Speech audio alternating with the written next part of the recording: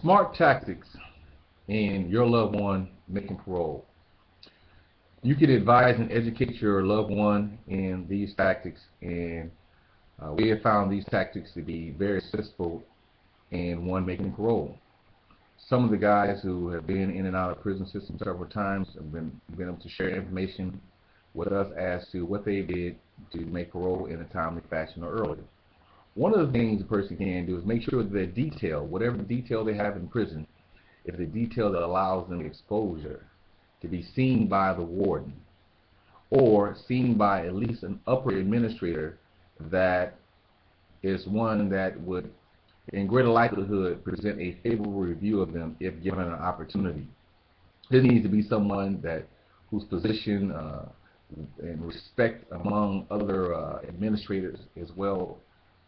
received, so they have no problem presenting that you did do or that your loved one did do X job for a certain period of time and did an excellent job. Working on details such as the paint detail or the razor wire detail or something that's really hard or that is difficult or challenging for them to get workers for, it's a good opportunity for them to also to distinguish themselves as being, workers. Most of the people in the prison system, because they're hard-working people and they serve long hours, and the wardens usually work to get to that position, they respect and appreciate inmates who respect an honest day's work and also put in extensive time. We have found that for those inmates who work in the dormitory, if they stand in the front of the dormitory up by the front gates and greet the warden to the dorm whenever the warden comes in essence they stand at front at attention, and when the warden comes in they say warden on deck, and then the dorm will say, the name and the dorm D building ready for inspection, sir. And sometimes the wardens will come over and shake their hand saying, well job, well done. They should have a towel over their shoulder, or a towel in their hand, or a broom or something indicating that they've been working really hard, especially if they can get the dorm officer to give them a pair of gloves or something indicating that they've been working. We've even heard the inmates have thrown water on their forehead like they've been sweating or working really hard. But basically they need to present themselves as if they've been working really hard and be seen in the dormitory as working hard. We have seen inmates, heard of inmates who works on the floor crew, buffing the floors and making sure the floors are shiny really well. We know the guy got out early after even having an escape charge for being just an excellent person at buffing floors, making cabinetries, or doing anything that is exceptional, especially if one has a skill. If they do not have a skill that's exceptional, they should try to align themselves with someone who has some type of exceptional skill and learn from that person. If they can work as a staff barber, not an inmate barber, or inmate, as a staff barber that allows them access to be able to cut the warden's hair, the lieutenants, the sergeants, and other officers' hair, so that they can distinguish themselves as being someone who's trustworthy, hardworking, reliable, and clean, especially if they keep up with their equipment and brush their clippers off and sterilize the clippers, or seen in that way on a regular basis. They can also make sure that their hygiene, that the outfits that they wear are well pressed and creased if they have to pay a little money to have it creased, or even to put their clothes under their bed, whatever it takes to make sure that their outfits are well creased and clean, and they appear to be clean and well groomed, that they're shaven, or either their hair is cut in a neat way, if they have a beard profile, and that if they have the ability to wear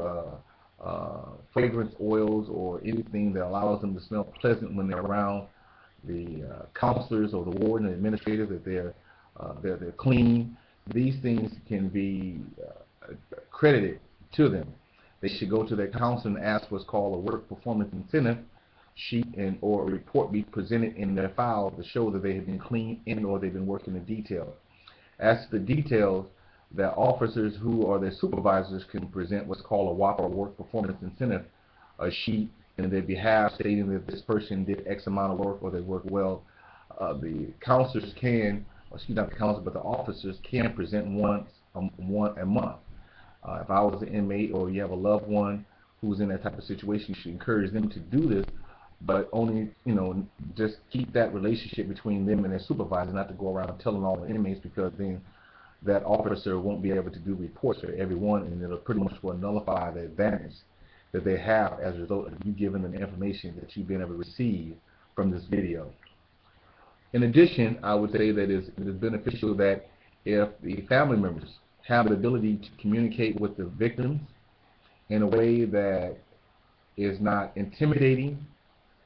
in a way that is comfortable for the victim, because sometimes we know of a case where a young man, long story short, he killed another man. Well, his brother used to go down the street and cut the lady's yard free, manicured the yard, kept her yard up for years, and the lady never said anything to him, but she knew who he was. He'd come by and cut the grass, and one day he offered, the lady, he wanted her to meet his mother.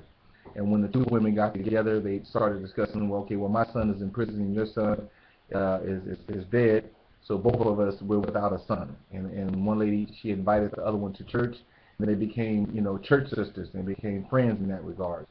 From them becoming friends,